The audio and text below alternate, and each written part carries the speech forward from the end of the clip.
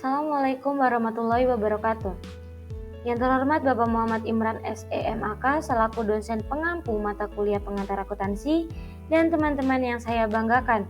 Pada kesempatan kali ini, saya Windy Purbasari dengan NIM 20240501030008 Prodi Manajemen Bisnis Syariah YIN Kendari akan menyampaikan secara singkat mengenai materi pengantar akuntansi yang saya dapatkan dari kelompok 7 sampai dengan kelompok 13. Adapun submateri yang akan disampaikan. Yang pertama ada penerapan pengendalian internal dan pengelolaan kas dalam perusahaan.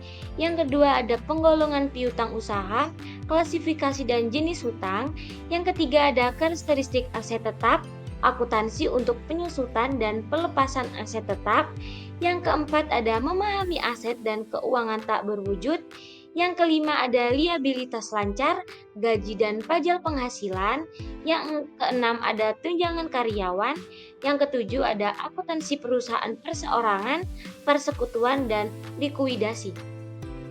Langsung saja membahas ke materi mengenai penerapan pengendalian internal dan pengelolaan kas dalam perusahaan. Pengendalian internal adalah proses untuk memastikan keakuratan, efisiensi, dan keamanan dalam mencapai tujuan organisasi. Pengendalian internal memiliki beberapa komponen, yaitu ada lingkungan pengendalian, penilaian risiko, kegiatan pengendalian, informasi dan komunikasi, serta pemantauan. Pengendalian internal memiliki beberapa tujuan, yaitu mengamankan aset dan informasi perusahaan, memastikan kepatuhan terhadap hukum, serta mengoptimalkan penggunaan sumber daya. Selanjutnya, pengendalian kas. Pengendalian kas adalah mengelola uang tunai perusahaan agar aman, memadai, dan terhindar dari penyalahgunaan. Pengendalian kas memiliki beberapa prinsip, yaitu tugas dan tanggung jawab jelas, pencatatan transaksi yang teratur, pemisahan antara pencatatan dan penyimpanan kas. Selanjutnya adalah rekening bank. Rekening bank adalah sarana penyimpanan uang dengan fitur seperti nomor rekening unik, saldo minimum, dan akses digital. Rekening bank memiliki manfaat atau memiliki fungsi dalam perusahaan, yaitu untuk menyimpan uang dengan aman serta transaksi terdokumentasi. Selanjutnya adalah penggolongan piutang usaha, klasifikasi, dan jenis hutang. Piutang usaha adalah klaim yang dimiliki perusahaan terhadap pelanggan akibat penjualan barang atau jasa secara kredit. Piutang usaha terbagi menjadi dua, yaitu piutang dagang, piutang yang timbul dari penjualan barang atau jasa kepada pelanggan secara kredit. Selanjutnya adalah piutang non-dagang, piutang yang tidak berkaitan langsung dengan penjualan barang atau jasa, seperti pinjaman kepada karyawan atau klaim terhadap pihak ketiga.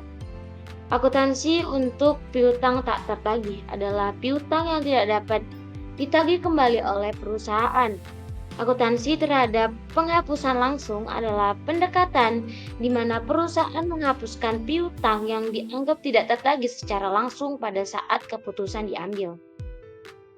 Aset tetap adalah aset berwujud yang digunakan dalam operasional perusahaan dengan umur manfaat lebih dari 1 tahun, seperti bangunan, kendaraan, mesin, dan peralatan. Biaya aset tetap meliputi semua pengeluaran sehingga aset siap digunakan, termasuk harga beli, biaya pengiriman, pemasangan, pajak, dan pengujian. Biaya aset tetap dapat dikelompokkan menjadi 3 bagian, yaitu biaya perolehan, biaya penyusutan, dan biaya pemeliharaan. Adapun cara penghitungan biaya aset tetap, yaitu biaya perolehan sama dengan pembelian ditambah biaya pengiriman ditambah biaya pemasangan ditambah biaya pengujian. Adapun biaya penyusutan tahunan sama dengan biaya perolehan dikurang nilai sisa per masa manfaat. Adapun biaya pemeliharaan tahunan sama dengan persentase dari nilai aset per nilai aset tetap. Pelepasan aset tetap adalah proses penghapusan aset tetap dari catatan akuntansi perusahaan karena aset tersebut tidak lagi digunakan, dijual, atau ditukar dengan aset baru. Proses ini dilakukan untuk mencerminkan perubahan aset dalam laporan keuangan. Adapun jenis-jenis pelepasan aset tetap, yang pertama ada pelepasan dengan cara dibuang, pelepasan dengan cara dijual, dan pelepasan dengan cara ditukar. Memahami aset dan keuangan tak berwujud. Aset tak berwujud adalah aset non-moneter tanpa bentuk fisik, namun memiliki nilai ekonomi dan dapat diidentifikasi. Aset ini sering berperan penting dalam strategi bisnis modern melalui manfaat seperti nilai ekonomis, kepemilikan, serta keunggulan kompetitif. Adapun jenis-jenis aset tak berwujud, seperti hak kekayaan intelektual, contohnya hak paten, hak merek dagang, hak cipta, desain industri. Selanjutnya ada goodwill, nilai tambahan perusahaan yang mencerminkan reputasi, loyalitas pelayanan, atau sinergi bisnis. Selanjutnya ada aset lainnya. Aset non-lancar yang tidak termasuk aset lancar, tetap, atau investasi.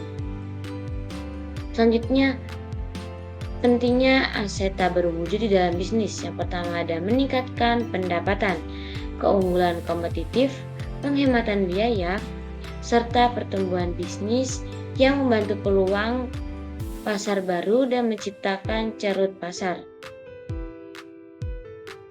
Selanjutnya penilaian dan akuntansi aset tak berwujud.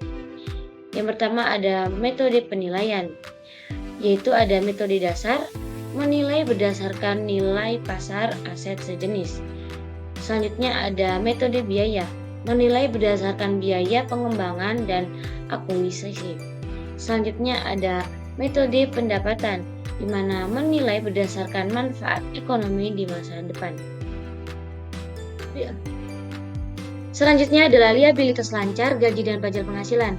Liabilitas lancar adalah kewajiban yang harus dilunasi dalam jangka waktu 1 tahun atau dalam siklus operasi perusahaan. Adapun jenis liabilitas lancar yaitu ada utang usaha. Utang usaha adalah kewajiban kepada pemasok atas pembelian barang atau jasa yang belum dibayar. Yang kedua ada bagian utang jangka panjang yang jatuh tempo dalam jangka pendek. Yang ketiga ada wesel bayar. Wesel bayar adalah janji tertulis untuk membayar sejumlah uang tertentu pada tanggal jatuh tempo. Selanjutnya ada komponen penghasilan karyawan, yaitu ada gaji pokok, tunjangan, lembur, serta bonus. Selanjutnya ada komponen potongan penghasilan, yaitu pajak penghasilan, iuran BPJS Kesehatan, iuran BPJS Ketenagakerjaan, serta potongan lainnya.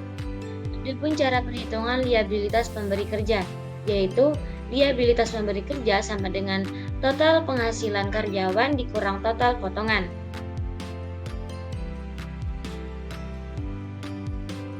Selanjutnya tunjangan karyawan. Akuntansi untuk penggajian atau gaji melibatkan beberapa langkah penting yang berfokus pada pencatatan dan pelaporan penghasilan karyawan. Berikut adalah penjelasan mengenai penggunaan register gaji, catatan penghasilan karyawan, dan jurnal umum. Register gaji adalah dokumen digunakan untuk mencatat semua informasi terkait penggajian karyawan. Informasi yang umumnya dicatat meliputi nama karyawan, jabatan, gaji pokok, tunjangan, potongan, dan gaji bersih. Selanjutnya adalah pencatatan penghasilan karyawan. Catatan penghasilan karyawan merinci jumlah penghasilan yang diterima oleh setiap karyawan selama periode tertentu. Hal ini mencakup penghasilan bulanan, bonus, serta pengurangan untuk pajak dan kontribusi lainnya. Selanjutnya, jurnal umum. Setelah informasi dikumpulkan dalam register gaji dan catatan penghasilan, maka selanjutnya adalah mencatat transaksi tersebut ke dalam jurnal umum. Selanjutnya adalah akuntansi perusahaan perorangan, persekutuan, dan likuidasi. Perusahaan perorangan adalah perusahaan yang dimiliki atau dikelola oleh satu individu. Perusahaan ini memiliki beberapa karakteristik, yaitu ada kepemilikan tunggal, tanggung jawab tidak terbatas, modal terbatas, dan fleksibilitas. Selanjutnya adalah persekutuan. Perusahaan persekutuan adalah perusahaan yang dibentuk atau didirikan oleh 2 atau lebih dari satu individu. Perusahaan ini memiliki karakteristik, yaitu ada kepemilikan bersama, di mana dimiliki oleh 2 atau lebih dari satu individu. Selanjutnya adalah tanggung jawab tidak terbatas. Setiap anggota memiliki tanggung jawab atas perusahaan. Dan yang ketiga ada pembagian laba atau rugi, di mana pembagian ini berdasarkan perjanjian yang telah disepakati. Selanjutnya ada akuntansi likuidasi perusahaan. Akuntansi likuidasi perusahaan memiliki beberapa proses, yaitu melunasi kewajiban kepada pihak ketiga dan membagi sisa aset kepada para sekutu sesuai dengan rasio modal. Nah, itu tadi yang dapat saya sampaikan. Mohon maaf apabila ada kesalahan atau kekurangan dalam penyampaian. Cuci tangan sampai bersih. Cukup sekian, terima kasih. Wassalamualaikum warahmatullahi wabarakatuh.